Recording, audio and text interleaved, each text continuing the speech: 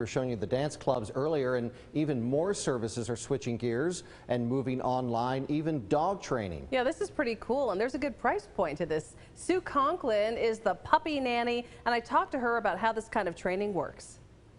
In most cases, when it's a training issue or a behavior problem, what I typically do, and I have done this before even with my in-home lessons, is, well, I'll ask people to take a short video of what they're dealing with and kind of show me what you've been doing, what's happening, so I can kind of get a feel for what's going on. With the virtual lessons, then when we get together, I can put the video up, we can watch it together, which is really helpful for people because a lot of times when I'm doing in-person training, they're trying to handle the dog, they're trying to listen to me, and it's difficult to kind of put all of that together. Where if we can sit down together online and watch the video and I can say, oh, do you see what happened there? And do you see what the dog did? And do you see what your response was? They can actually see that, and then when we give them some exercises to go back and do, they're, I think, a little more aware of what they've been doing in the past. So talk a little bit about how it works price-wise. There is, in a sense, a price advantage to doing virtual because it is less expensive than the in-person. Right, and I don't have to drive. I don't even have to get out of my PJs sometimes. So, that can be helpful. Although I do come here to my building to do my online, so I do have to walk from my car inside, and I do wear pants. So good for you. But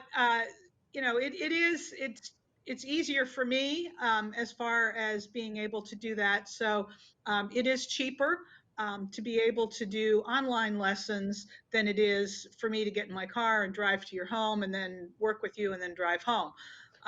So compare and contrast. An in-person lesson would be how much, an hour, half an hour, and online is what?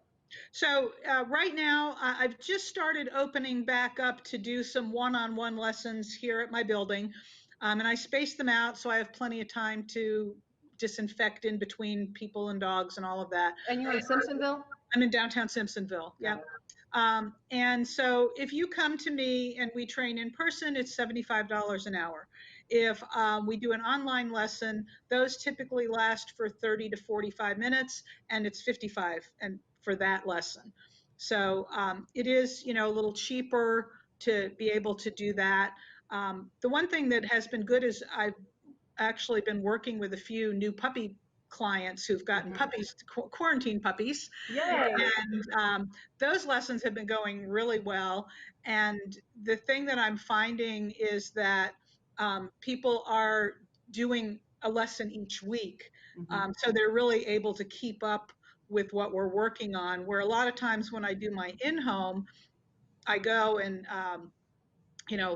a lot of times people will say, well, I need a little time to work on this, so maybe we'll meet in 2 weeks, and then they may push it out, to 3 weeks.